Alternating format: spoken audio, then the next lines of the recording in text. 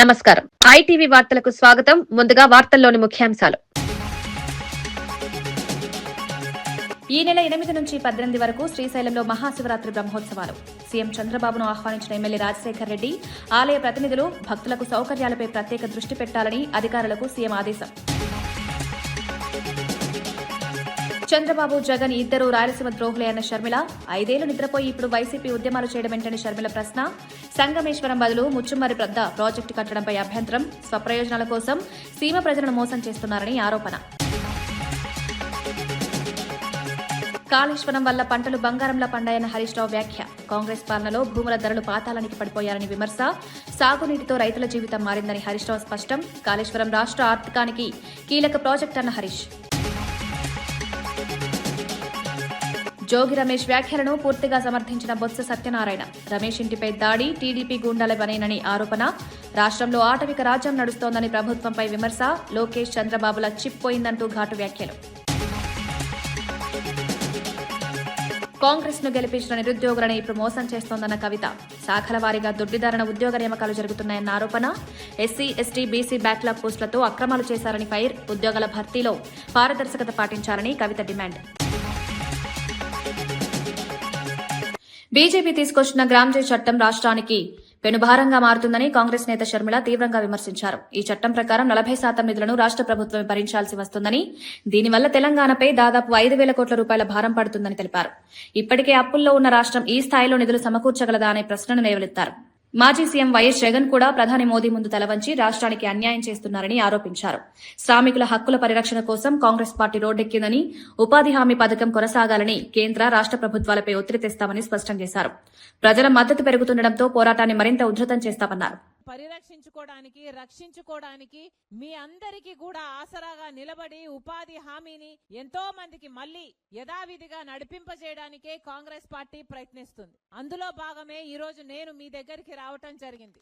మన రాష్ట్రంలో చాలా సమస్యలున్నాయి. మన రాష్ట్రంలో రైతులకు సమస్యలున్నాయి. బిడ్డలకు ఉద్యోగాలు రావటం లేదు. చదువుకున్న బిడ్డలకు పీజీలు, డిగ్రీలు చదువుకున్న వాళ్ళు కూడా డ్రైవర్లుగానో పనిచేస్తున్నారు, గిగ్ వర్కర్లుగానో పనిచేస్తున్నారు. ఇలా ఎన్నో సమస్యలున్నాయి మన రాష్ట్రంలోనే. వీటన్నిటి కోసం పోరాటం కోసము కాంగ్రెస్ పార్టీ సిద్ధంగా ఉంది. కానీ మీ అందరూ కూడా కాంగ్రెస్ పార్టీ తరపున నిలబడాలి. కాంగ్రెస్ పార్టీని మీరు బలపరుస్తేనే కాంగ్రెస్ పార్టీ మీ తరపున పోరాటం చేయటానికి వీలవుతుంది. మరొకసారి చెప్తున్నాం, రాహుల్ గాంధీ గారు ప్రధానమంత్రి అయితేనే మన రాష్ట్రానికి 10 సంవత్సరాల ప్రత్యేక హోదా వస్తుంది. రాహుల్ గాంధీ గారు ప్రధానమంత్రి అయితేనే మన రాజధాని అప్పులు కాకుండా నిధులిచ్చి కట్టబడుతుంది. రాహుల్ గాంధీ గారు ప్రధానమంత్రి అయితేనే మన బిడ్డలకు ఉద్యోగాలు వస్తాయి. ఇవన్నీ జరగాలి అంటే మళ్ళీ మీరందరూ కాంగ్రెస్ పార్టీ తిక్కు చూడాలి. మీరందరూ కాంగ్రెస్ పార్టీ వైపు చూసి కాంగ్రెస్ పార్టీని మీరు ఆశీర్వదిస్తే తప్ప, మీరు బలపరిస్తే తప్ప కాంగ్రెస్ పార్టీ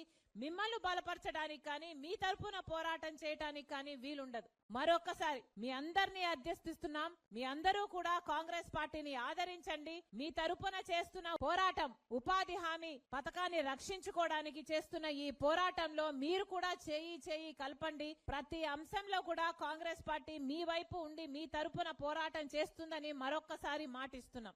కాంగ్రెస్ ను అధికారంలోకి తీసుకొచ్చిన నిరుద్యోగులను ఇప్పుడు మోసం చేస్తున్నారని తెలంగాణ జాగృతి అధ్యక్షురాలు కల్వకుంట్ల కవిత తీవ్ర వ్యాఖ్యలు చేశారు. మున్సిపల్, రెవెన్యూ, ఇరిగేషన్, విద్యుత్ శాఖల్లో దొడ్డిదారణ ఉద్యోగ నియామకాలకు ప్రయత్నాలు జరుగుతున్నాయని ఆరోపించారు. ఇవన్నీ ఎస్సీ, ఎస్టీ, బీసీలకు చెందిన బ్యాక్లాగ్ పోస్టులేనని, గతంలో భర్తీ చేయకుండా వదిలేసిన ఉద్యోగాలని తెలిపారు. బీఆర్ఎస్ హయాంలో పోస్టులు అమ్ముకున్నారని, అప్పట్లో ఆరోపణలు వచ్చాయని, ఇప్పుడు కాంగ్రెస్ ప్రభుత్వంలోనూ అదే పరిస్థితి నెలకొంటుందని విమర్శించారు. ఉద్యోగాల భర్తీ విషయంలో పారదర్శకత పాటించాలని, యువతకు ఇచ్చిన హామీలను అమలు చేయాలని డిమాండ్ చేశారు. ఈ వ్యవహారంపై ప్రజల్లో తీవ్ర అసంతృప్తి వ్యక్తమవుతోంది. నింపుతున్నారు డబ్బులు తీసుకొని అనేటటువంటి ఒక ఆందోళన చాలా మంది నిరుద్యోగ మిత్రులు వ్యక్తం చేస్తున్నారు. నా దగ్గరకు వచ్చి కలిసిన వాళ్ళలో నిజామాబాద్ కావచ్చు, కామారెడ్డి కావచ్చు, మహబూబ్ నగర్ కావచ్చు, కరీంనగర్, నిర్మల్, ఆదిలాబాద్, వికారాబాద్, ఇట్లా అనేక జిల్లాల నుండి యూత్ అంతా వచ్చి కూడా మాట్లాడుతున్నటువంటి సందర్భం. సో నేను ఈ ప్రభుత్వానికి ఒకటే హెచ్చరిక చేస్తూ ఉన్నా, ఏవైతే ఇట్లా బీఆర్ఎస్ టైంలో అన్యాయం జరిగిందో, ఏదైతే పోస్టులు అమ్ముకున్నారనేటటువంటి ఆరోపణలు, అక్కడక్కడ రుజువైనటువంటి ఆరోపణలు ఉన్నాయో, ఏదైతే చిన్న జిల్లా స్థాయి పోస్టులు కూడా అమ్ముకున్నారో, అదే పరిస్థితి మల్లయ్యల కాంగ్రెస్లో వచ్చేటట్టు కనబడతా ఉన్నది. దయచేసి కళ్ళు తెరవండి, అధికారులకు స్ట్రిక్ట్ వార్నింగ్ ఇవ్వండి.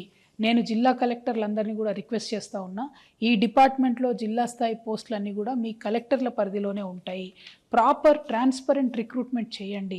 చాలా మంది యంగ్స్టర్స్ ఆశలు పెట్టుకొని ఉన్నారు, ఈ జాబ్స్ మాకు వస్తాయి, మేము సెటిల్ అవుతాం లైఫ్లో అనే ఆశతో ఉన్నారు.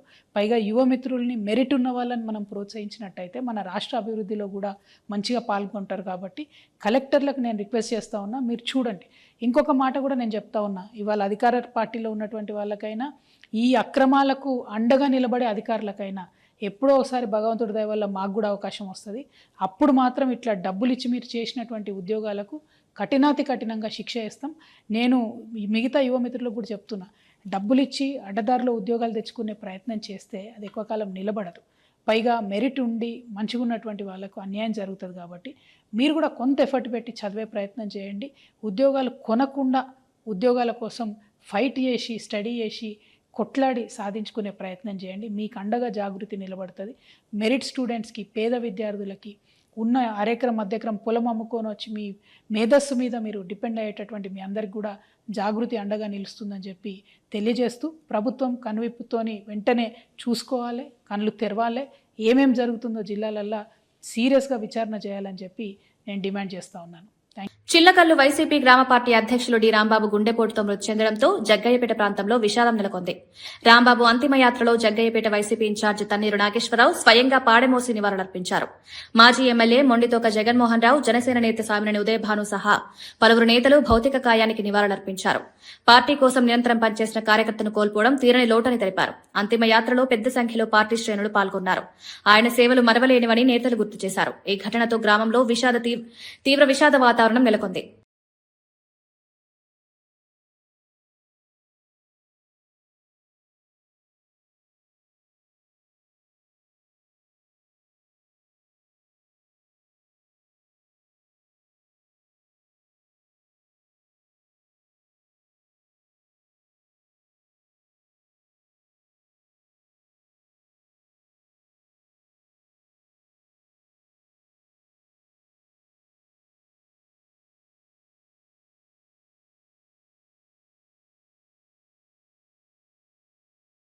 గుంటూరులో మాజీ మంత్రి అంబటి రాంబాబు కుటుంబ సభ్యులను మాజీ మంత్రి గుడివాడ అమర్నాథ్, కరణం ధర్మశ్రీతో పాటు ఉత్తరాంధ్ర వైసీపీ కాపు నాయకులు పరామర్శించారు. ఈ సందర్భంగా జై కాపు అంటూ నినాదాలు చేశారు. అంబటి రాంబాబు కుటుంబానికి పార్టీ అండగా ఉంటుందని వైసీపీ నేతలు భరోసా ఇచ్చారు. సంఘీభావ ర్యాలీగా నిర్వహించిన ఈ కార్యక్రమం రాజకీయంగా ప్రాధాన్యం సంతరించుకుంది. కాపు నేతల భారీ హాజరు గుంటూరు రాజకీయాల్లో చర్చనీయాంశంగా మారింది.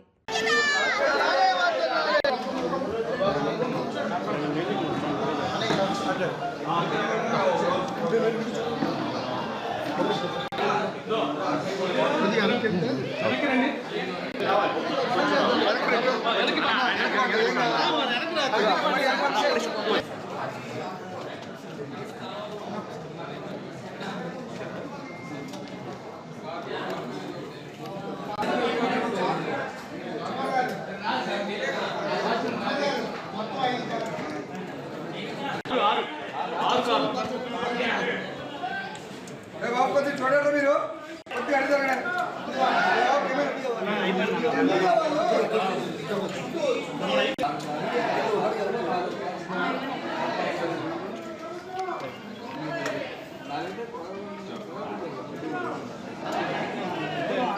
అయ్యా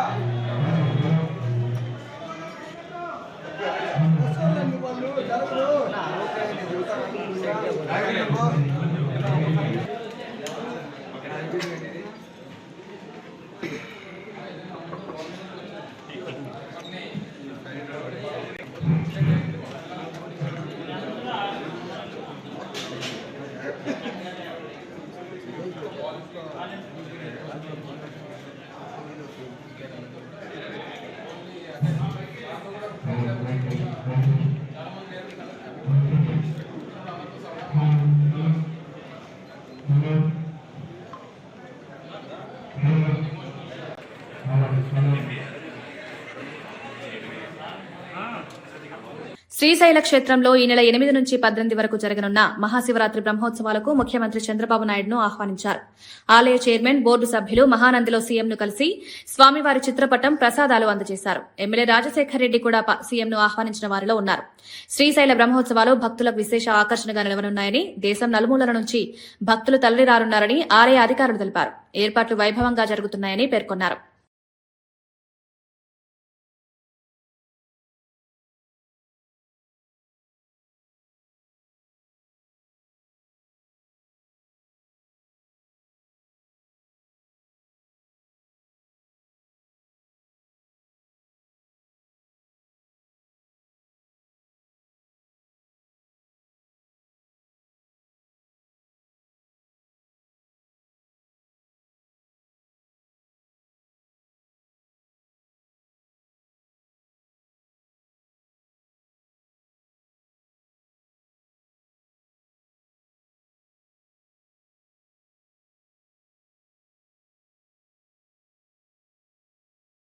వైసీపీ నాయకుడు రాంబాబు గుండెపోటుతో మృతి చెందడం పార్టీకి తీరని లోటని మాజీ మంత్రి పేర్ని నాని అన్నారు.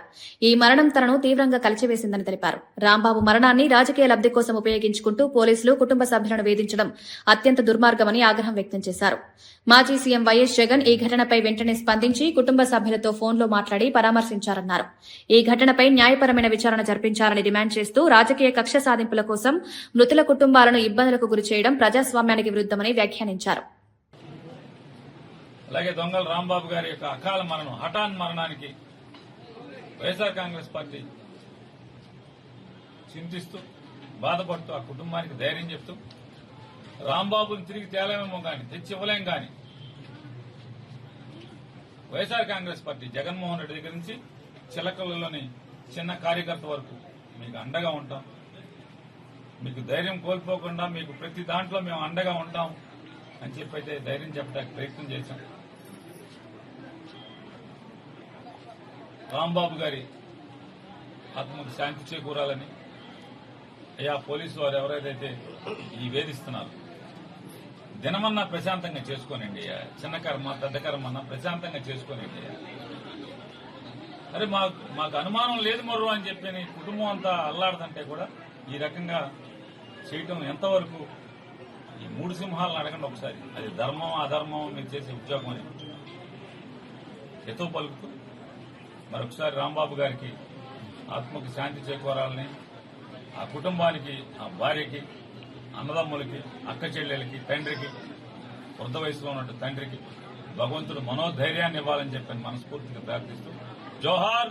తిరుపతి లడ్డూ తయారీలో ఉపయోగించిన నెయ్యి సరఫరాపై అనుమానాలు పెరుగుతున్నాయని వైసీపీ నేత మార్గాని భరత్ ప్రశ్నించారు.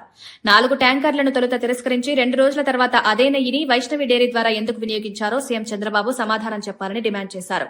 భక్తుల విశ్వాసానికి సంబంధించిన అంశంలో పారదర్శకత అవసరమన్నారు. ఈ అంశంపై స్పష్టమైన వివరణ ఇవ్వకపోతే ప్రజల్లో అనుమానాలు మరింత పెరుగుతాయని తెలిపారు. తిరుమల ఆలయ ప్రతిష్టను కాపాడాల్సిన బాధ్యత ప్రభుత్వానిదేనని పేర్కొంటూ ఈ వ్యవహారంపై స్వతంత్ర విచారణ జరిపించాలని కోరారు. ఎంత అన్యాయంగా మాట్లాడుతూ ఉన్నాడు అంటే, తిరుమల లడ్డూ ప్రసాదంలో బాత్రూంలో వాడే కెమికల్స్ వాడారని ఆయన మాట్లాడుతూ ఉన్నాడు. అసలు మీది నోరా లేకపోతే ఇంకేమన్నా అనాలా అని అడుగుతా ఉన్నా. నిజంగా ఒక్క మాట అయితే చెప్తున్నా, మా హయాంలో 2019 నుంచి 24 దాకా మా హయాంలో ఏదైతే శాంపిల్స్ తీశారో, నేను ఇవాళ అడుగుతా ఉన్నా, 4 ట్యాంకర్స్ రిజెక్ట్ చేశారు కదండి. ఆ రిజెక్ట్ చేసిన ట్యాంకర్స్ డేట్స్ నేను చెప్తున్నా. 6/7/2024 2 ట్యాంకర్స్ రిజెక్ట్ చేశారు. ఎక్కడైతే ఏఆర్ డైరీ నుంచి వచ్చిన ట్యాంకర్స్. మళ్ళీ అదేవిధంగా 12/7/2024 ఇంకొక 2 ట్యాంకర్స్ రిజెక్ట్ చేశారు. 4 ట్యాంకర్స్ రిజెక్ట్ చేశారు కదా. ఆ 4 ట్యాంకర్స్ కూడా ఏఆర్ డైరీ రిజెక్ట్ చేసి మళ్ళీ ఒక 2 రోజుల కాల వ్యవధిలో వైష్ణవి డైరీ ద్వారాగా మళ్ళీ సేమ్ అయ్యే ట్యాంకర్లు వచ్చినప్పుడు ఆ యొక్క గీని మహాప్రసాదంలో ఎందుకు వాడారు చంద్రబాబు నాయుడు గారు అని మీరు దానికి ప్రశ్నకి సమాధానం చెప్పాలా. ఇప్పుడు అందులో అడల్టరేటెడ్ గా ఉంది కాబట్టే దాన్ని రిజెక్ట్ చేశారు కదా. మీ హయాంలో చంద్రబాబు నాయుడు గారు ప్రభుత్వం వచ్చిన తర్వాత మరి రిజెక్ట్ చేసినప్పుడు మళ్ళీ అదే ట్యాంకర్స్ వేరే రూపేణ వచ్చినప్పుడు ఎలా వాడారు? అప్పుడు ఉన్న ఎగ్జిక్యూటివ్ ఆఫీసర్ ఈఓని పైన మీరు ఏం యాక్షన్ తీసుకున్నారు? తిరుమల బోర్డు అసలు బోర్డు పైన గవర్నమెంట్ యాక్షన్ తీసుకోవాలి కదా. ఇండిపెండెంట్ బాడీ అయినప్పటికీ కూడా అడల్టరేటెడ్ గీ అని మీరు ఉద్ఘాటించారు. చంద్రబాబు నాయుడు గారు ఉద్ఘాటించారు. ఉద్ఘాటించినప్పుడు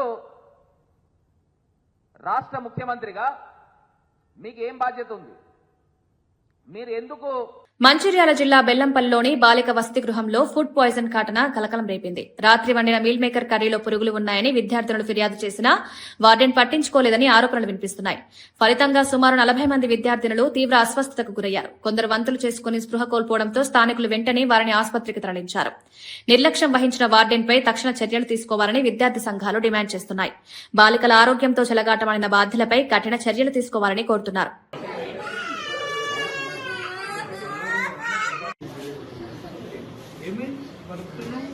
చలిపెడుతున్నా ఏం కాదు, ఏం కాదు, భయపడకు, ఏం కాదు, ఏం కాదు, ఏం కాదు, ఏం కాదు, ఏం కాదు. తీసి చూస్తే అందులో 5-6 పురుగులేదు. అయితే ఇక అందరూ తీసి చూసేసరికి అందరికి వెళ్ళిపోయి ఇది మాది అబద్ధం అంటారని మేము తినకుండానే బాక్స్ పెట్టి వచ్చాము సార్. అయితే మేడం హాస్పిటల్కి 108కి కాల్ చేయండి మేడం అని చెప్తే మేడం అన్నారు పరుగు పోతుంది అని చూపిస్తే వీళ్ళకి అందరికి ఒక్కొక్క ఇంజక్షన్ వేసి ఒక్కొక్క టాబ్లెట్ వేసిండు. మేడంకి 7:30కి కాల్ చేసి నేను వచ్చింది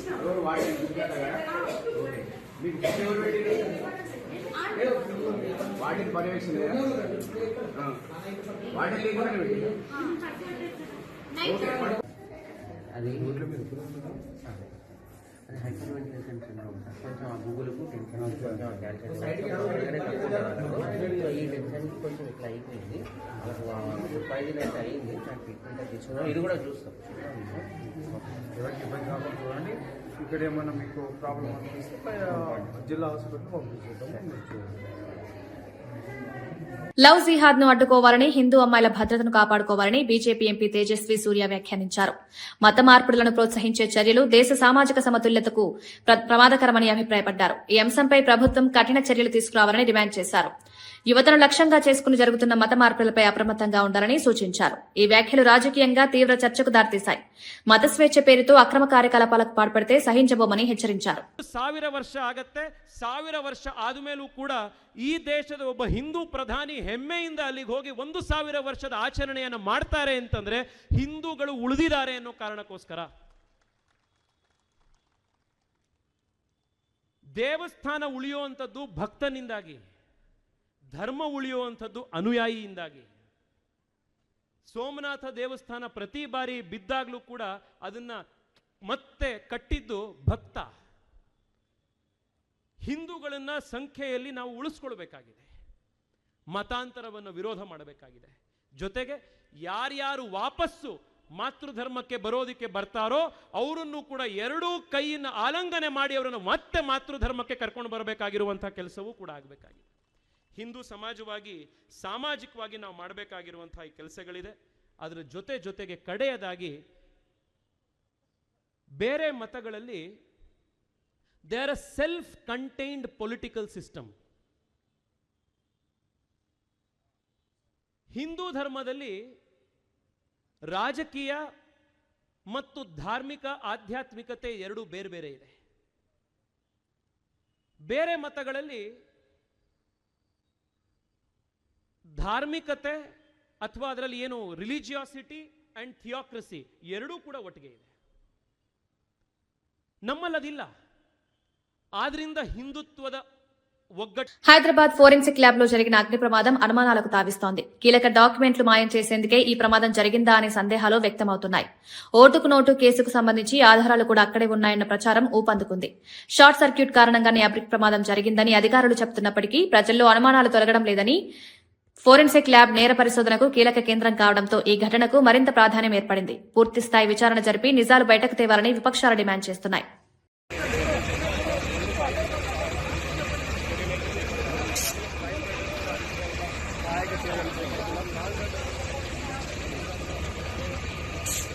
గత 30 ఏళ్లలో ఎప్పుడైనా పెట్రోల్ బాంబులు, యాసిడ్ బాంబుల సంస్కృతి చూశామా అని మాజీ మంత్రి బొత్స సత్యనారాయణ ప్రశ్నించారు. జోగి రమేష్ ఇంటిపై జరిగిన దాడిని తీవ్రంగా ఖండించారు. ఇతర ప్రాంతాల నుంచి అల్లరి మూకలను తీసుకొచ్చి కావాలని దాడులు చేయించారని ఆరోపించారు. ఇలాంటి దాడులు సమాజానికి చాలా ప్రమాదకరమని, రాజకీయ విభేదాలు హింసాత్మకంగా మార్చడం రాష్ట్రానికి మంచిది కాదన్నారు. ప్రజాస్వామ్యంలో భిన్నాభిప్రాయాలకు చోటుండాలని, కానీ దాడులు చేయడం ఎట్టి పరిస్థితుల్లోనూ సమర్థనీయం కాదని స్పష్టం చేశారు. దాడుల వెనుక ఉన్న వారిని గుర్తించి కఠిన చర్యలు తీసుకోవాలని డిమాండ్ చేశారు. ఈ రాష్ట్రంలో పరిపాలన అనేది ఉందా, ప్రభుత్వం అనేది ఉందా అని అనిపిస్తుంది. ఇది ప్రజాస్వామ్య రాష్ట్రం, ప్రజాస్వామ్యంలో ఉన్న పరిపాలన, ఇది ఆటవిక రాజ్యమా? ఎప్పుడైనా గత 30 సంవత్సరాల ముందు జరిగినాయి పెట్రోల్ బాంబులు, యాసిడ్ బాంబులు అనేది ఎక్కడైనా ఈ సంస్కృతిని చూస్తాము మనం. అంటే ఎంత దిగజారిపోయింది ఈ ప్రభుత్వంలో శాంతి భద్రతలు కానీ, లేదు ప్రభుత్వ నాయకత్వంలో వాళ్ళ లోపాలు కానీ. అవన్నీ తేటతెల్లంగా కనిపిస్తున్నాయి. చాలా ప్రమాదకరం. ఇలాంటి రాష్ట్రం ఎలాంటి ప్రభుత్వాలు ఉన్నాం, మన ఆంధ్ర రాష్ట్రానికి మన స్వాములైన ఈ ప్రజలకి ఇలాంటి ప్రభుత్వాలు ఉన్నాం. చాలా దురదృష్టం. విజయవాడ నుంచి లేకపోతే ఇంకో జగ్గేపేట నుంచో విజయవాడ నుంచో లేకపోతే పక్కనున్న మచిలీపట్నం నుంచో అంత దూరం నుంచి అల్లరి మొక్కలు వచ్చి ఈ రకంగా పెట్రోల్ బాంబులు యాసిడ్ బాంబులు వేసి ఇంట్లో ఉన్న వాళ్ళందరినీ కూడా జరగకూడదు జరిగితే అదే మీ ఆలోచన విధానం ఏంటి? కేసీఆర్ హయాంలో నిర్మించిన కాళేశ్వరం ప్రాజెక్టు వల్ల పంటలు బంగారంలో పండాయని, భూముల ధరలు భారీగా పెరిగాయని మాజీ మంత్రి హరీష్ రావు అన్నారు. కాంగ్రెస్ ప్రభుత్వం అధికారంలోకి వచ్చిన తర్వాత భూముల ధరలు ఎందుకు పాతాళానికి పడిపోయాయో ప్రజలు ఆలోచించాలని హితవు పలికారు. సాగునీటి లభ్యతతో రైతుల జీవితం మారిందని, వ్యవసాయానికి ఊతం లభించిందన్నారు. భూముల విలువ తగ్గడం ప్రజల విశ్వాసం తగ్గిన సూచనగా పేర్కొన్నారు. రాబోయే ఎన్నికల్లో ప్రజలు ఈ అంశాలన్నింటినీ గుర్తుపెట్టుకుని నిర్ణయం తీసుకుంటారని వ్యాఖ్యానించారు. కేసీఆర్ కాళేశ్వరం కట్టింది కనుక ఇలా బంగారమూలే పంటలు పండుతున్నాయి. మా మెదక్ జిల్లాలో బంగారమూలే మా రైతులు బతుకుతున్నారు. ఇలా భూముల ధరలు పెరిగినాయి కేసీఆర్ వచ్చినాక. అరే మీకు తెలియదా చెల్లె, అప్పుడు ఇదే గజ్వేల్లో 5 లక్షలకు 10 లక్షలకు భూమి కేసీఆర్ వచ్చినాక ₹1 కోటి పెరిగినాయో లేవా? భూముల ధరలు విలువలు పెరిగినాయో లేవా? కాంగ్రెస్ వచ్చినాక ఏమైంది? భూముల ధరలు పాతాళానికి, బంగారం ధరలు ఆకాశానికి అయినాయా లేవా? రేవంత్ రెడ్డి ఏమన్నాడు? కళ్యాణ లక్ష్మి ₹1,00,000 ఇచ్చిండు కేసీఆర్, నేను తులం బంగారం కలుపుతా. కలిపిండు ఎవరికన్నా? వచ్చిన ఎవరికన్నా? ఆ కళ్యాణ లక్ష్మి చెక్కు కూడా చక్కగొత్తలేదు. బంగారం ఇయ్యలేదు కానీ బంగారం ధరలు మాత్రం ఆకాశాన్ని అంటున్నాయి. భూముల ధరలు పాతాళానికి అంటున్నాయి. ఏదైనా బిడ్డ పెండ్లు ఉన్నది, ఇంట్లో లగ్గం ఉన్నది, దవాఖాన ఉన్నది అని ఏదైనా ఒక అర్ధెకరం అమ్ముకుందామంటే అసలు కొనటోడున్నాడా? ప్లాట్ అమ్ముకుందామంటే ఏదైనా కొనటోడున్నాడా? ఇలా గజ్వేల్లో 100-150 షటర్లు కిరాయికి పడ్డాయి. టూలెట్ బోర్డులు కనబడుతున్నాయి. గిరాయికి అయితే లేదు. గజ్వేల్ను ఆగం చేసి 2047 నాటికి వికసిత్ భారత్ నిర్మాణమే లక్ష్యంగా కేంద్ర బడ్జెట్ రూపొందించబడిందని కేంద్ర మంత్రి రామ్మోహన్ నాయుడు తెలిపారు. రాజమహేంద్రవరంలో మీడియాతో మాట్లాడిన ఆయన, ప్రధాని మోదీ నాయకత్వంలో దేశం అనేక సంస్కరణలు సాధించిందన్నారు. యువత ఆశయాలు, ఆకాంక్షలు ప్రతిబింబించేలా బడ్జెట్ రూపొందించిందని చెప్పారు. వచ్చే 20 ఏళ్ల పాటు 7% వృద్ధి రేటు కొనసాగించే దిశగా ఆర్థిక విధానాలు రూపొందించాయని వివరించారు. ఈ బడ్జెట్ దేశాన్ని ఆర్థికంగా బలోపేతం చేస్తుందని అభిప్రాయపడ్డారు. భారతీయులు వాళ్ళ భవిష్యత్తుని నిర్ణయించే విధంగా ఈ కేంద్ర బడ్జెట్ పెట్టారనేది గర్వంగా ఈ సందర్భంగా తెలియజేసుకుంటున్నాను. 7% వృద్ధి రేటుతో గత 12 సంవత్సరాలుగా మనం భారతదేశం ముందుకు నడుస్తుంది. ఈ 7% గ్రోత్ని మనం అచీవ్ చేసుకోవాలి భవిష్యత్తులో కూడా అనంటే ఖచ్చితంగా దాని మీద కూడా దృష్టి పెట్టుకొని మనం కొన్ని నిర్ణయాలు తీసుకోవాలి.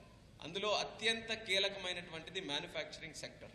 రేర్ ఎర్త్ మ్యాగ్నెట్ కారిడార్ని మొట్టమొదటిసారిగా బడ్జెట్లో ప్రవేశపెట్టి అనౌన్స్ చేశారు. అందులో మరొక విశేషం ఏంటంటే ఆంధ్రప్రదేశ్ రాష్ట్రాన్ని కూడా గుర్తించారు. రేర్ ఎర్త్ మ్యాగ్నెట్ తో పాటు క్రిటికల్ మినరల్స్ కూడా దానితో పాటు ఉపయోగపడతాయి. ఇప్పుడు ఉన్నటువంటి పరిస్థితుల్లో భారతదేశం ఎక్కువ శాతం అది ఇంపోర్ట్ చేయాల్సినటువంటి అవసరం ఉంది. కానీ మన దగ్గర ఖనిజాలు ఉన్నాయి. సో రేపు భవిష్యత్తులో ఏవైతే ఈ ఇంపార్టెంట్ క్రిటికల్ మినరల్స్ కానీ రేర్ ఎర్త్ మ్యాగ్నెట్స్ కానీ ఉన్నాయో దీన్ని ఇంపోర్ట్ మనం తగ్గించుకొని మన దగ్గరే మ్యానుఫ్యాక్చర్ చేసుకునే విధంగా ప్రభుత్వం నిర్ణయం తీసుకుంటుందని కూడా ఈ సందర్భంగా తెలియజేస్తున్నాను. హైదరాబాద్ జూబ్లీహిల్స్ లోని శ్రీవారి ఆలయంలో బ్రహ్మోత్సవాలకు విస్తృత ఏర్పాట్లు జరుగుతున్నాయి. ఈ నెల 17 నుంచి 25 వరకు జరగనున్న బ్రహ్మోత్సవాల ఏర్పాట్లను టీటీడీ చైర్మన్ బీఆర్ నాయుడు పరిశీలించారు. భక్తులకు ఎలాంటి ఇబ్బందులు కలగకుండా సౌకర్యాలు కల్పించాలని అధికారులకు సూచించారు. ట్రాఫిక్ నియంత్రణ, పారిశుద్ధ్య పనులు సమర్థంగా నిర్వహించాలని తెలిపారు. బ్రహ్మోత్సవాల సందర్భంగా పెద్ద సంఖ్యలో భక్తులు వచ్చే అవకాశం ఉండడంతో అన్ని శాఖలు సమన్వయంతో పనిచేయాలని సూచించారు. 26వ తారీఖు వరకు 8 రోజులు ఈ శ్రీవారి బ్రహ్మోత్సవాలు జరగబోతున్నాయి. దానికి కావాల్సిన ఏర్పాట్లన్నీ కూడా మొదలుపెట్టారు. కాబట్టి హైదరాబాద్లో ఉన్నటువంటి హిందూ బంధువులందరూ కూడా ఈ ప్రోగ్రాంకి రావాలి, అందరూ చూసి ఆనందించాలి అని చెప్పి ప్రతి ఒక్క హిందూని కోరటం జరుగుతూ ఉంది. ఓం నమో వెంకటేశ్వర. తమ ఇంటిపై దాడి జరిగిన తర్వాత ప్రెస్ మీట్ పెట్టి ఎమ్మెల్యే గల్లా మాధవి బెదిరింపులకు దిగుతున్నారని అంబటి మౌనిక తీవ్రంగా స్పందించారు.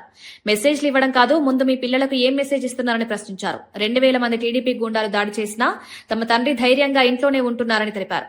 ఇలాంటి బెదిరింపులతో భయపడే ప్రసక్తే లేదని స్పష్టం చేశారు. దాడుల వెనుక ఉన్న వారిని బయటపెట్టాలని, ప్రజలు నిజాలు తెలుసుకోవాలని అన్నారు. కానీ నేను చెప్తున్నాను, ఇవాళ అంబటి రాంబాబు గారు 2000 మంది చుట్టుముట్టిన ఇంటిని లోపల కూర్చుని ఒక్కళ్లే రాళ్లు రువ్వుతున్నా, కత్తులు దూస్తున్నా, గుణపాలు గోడల్లో నుంచి దిగుతున్నా ధైర్యంగా కూర్చున్నారు. ఆ ధైర్యం ఎక్కడిది? వ్యవస్థ మీద ఉన్నటువంటి నమ్మకమే ఆయనకు ఆ ధైర్యం ఇచ్చిందని నేను నమ్ముతున్నాను. కానీ వాళ్ళ వ్యవస్థని నిర్వీర్యం చేసి, పోలీసుల్ని డమ్మీ చేసి, పోలీసు వ్యవస్థ అనేది ఎంత పవర్ఫుల్, దాన్ని డమ్మీలుగా చేసి మీరు ఇంటి మీదకి వచ్చి ఆడవాళ్ళ మీద కూడా దాడి చేస్తారా? మీరు గమనించుకోవాలి. అలాగే నేను పవన్ కళ్యాణ్ గారిని, చంద్రబాబు నాయుడు గారిని ఇద్దరిని నేను లా అండ్ ఆర్డర్ ని కాపాడమని నేను అడగడం జరిగింది. నేను అడిగితే మమ్మల్ని వాళ్ళు ప్రశ్నిస్తున్నారు. పవన్ కళ్యాణ్ గారు మీరు ఇప్పుడు గుర్తొచ్చారా, మీకు ఇప్పుడు గుర్తొచ్చారా అని మమ్మల్ని ప్రశ్నిస్తున్నారు. నేను వాళ్ళని సూటిగా అడుగుతున్నా, పవన్ కళ్యాణ్ గారిని తల్లిని తిట్టి మీరు ఓట్ల కోసం వచ్చేసరికి మీకు పవన్ కళ్యాణ్ గుర్తు రావచ్చునా? మాకు మటుకు లా అండ్ ఆర్డర్ ని కాపాడడానికి పవన్ కళ్యాణ్ గారు డిప్యూటీ సీఎం గా ఉన్నప్పుడు మేము అడగకూడదు ఆయన్ని? ఇదే న్యాయం అని నేను అడుగుతున్నా. నన్ను ప్రశ్నించే వాళ్ళందరినీ నేను అడుగుతున్నాను. మీరు పవన్ కళ్యాణ్ తిట్టినటువంటి వ్యక్తులని వాటేసుకుని మీరు నన్ను ఈ ప్రశ్న అందిస్తున్నారని సంధిస్తున్నారు ఈ ప్రశ్న నాకు. నేను నా పర్సనల్ రికమెండేషన్ కోసమో ఏదో ఫ్యామిలీ రికమెండేషన్ కోసమో నేను ఆయన అడగలేదండి. నేను అడిగింది లా అండ్ ఆర్డర్ ని కాపాడమని ఒక డిప్యూటీ సీఎం గా ఆయన నేను అడిగాను. తద్వారా అంబటి రాంబాబు గారు ఇతరులు కాపాడబడతారు లా అండ్ ఆర్డర్ ని కాపాడినప్పుడు. దీన్ని మీరు ఒకసారి మీరు ఆలోచించుకోవాలి. మీ మనస్సాక్షికి దీన్ని వదిలేస్తున్నాం. అలాగే ఈ సందర్భంగా మా కోసం ఈ కష్టకాలంలో మాకు సపోర్ట్ గా ఉండడం కోసం, మాకు ధైర్యాన్ని ఇవ్వడం కోసం తరలి వచ్చిన మా అన్నలకి, తమ్ముళ్ళకి అందరికీ నేను ఎప్పటికీ రుణపడి ఉంటానని, మా కుటుంబం ఎప్పటికీ రుణపడి ఉంటుందని తెలియజేసుకుంటున్నాను. కృతజ్ఞతలు. వార్తలు ముగించే ముందు ముఖ్యాంశాలు మరోసారి. ఈ నెల 8 నుంచి 18 వరకు శ్రీశైలంలో మహాశివరాత్రి బ్రహ్మోత్సవాలు. సీఎం చంద్రబాబును ఆహ్వానించిన ఎమ్మెల్యే రాజశేఖర్ రెడ్డి, ఆలయ ప్రతినిధులు భక్తులకు సౌకర్యాలపై ప్రత్యేక దృష్టి పెట్టాలని అధికారులకు సీఎం ఆదేశం. చంద్రబాబు, జగన్ ఇద్దరు రాయలసీమ ద్రోహులే అన్న షర్మిల, 5 ఏళ్లు నిద్రపోయి ఇప్పుడు వైసీపీ ఉద్యమాలు చేయడమేంటని షర్మిల ప్రశ్న. సంగమేశ్వరం బదులు ముచ్చుమర్రి పెద్ద ప్రాజెక్టు కట్టడంపై అభ్యంతరం. స్వప్రయోజనాల కోసం సీమ ప్రజలను మోసం చేస్తున్నారని ఆరోపణ. కాళేశ్వరం వల్ల పంటలు బంగారంలా పండాయన్న హరీష్ రావు వ్యాఖ్య. కాంగ్రెస్ పాలనలో భూముల ధరలు పాతాళానికి పడిపోయారని విమర్శ. సాగునీటితో రైతుల జీవితం మారిందని హరీష్ రావు స్పష్టం. కాళేశ్వరం రాష్ట్ర ఆర్థికానికి కీలక ప్రాజెక్ట్ అన్న హరీష్. జోగి రమేష్ వ్యాఖ్యలను పూర్తిగా సమర్థించిన బొత్స సత్యనారాయణ. రమేష్ ఇంటిపై దాడి టీడీపీ గూండాల పనేనని ఆరోపణ. రాష్ట్రంలో ఆటవిక రాజ్యం నడుస్తోందని ప్రభుత్వంపై విమర్శ. లోకేష్, చంద్రబాబుల చిప్పోయిందంటూ ఘాటు వ్యాఖ్యలు.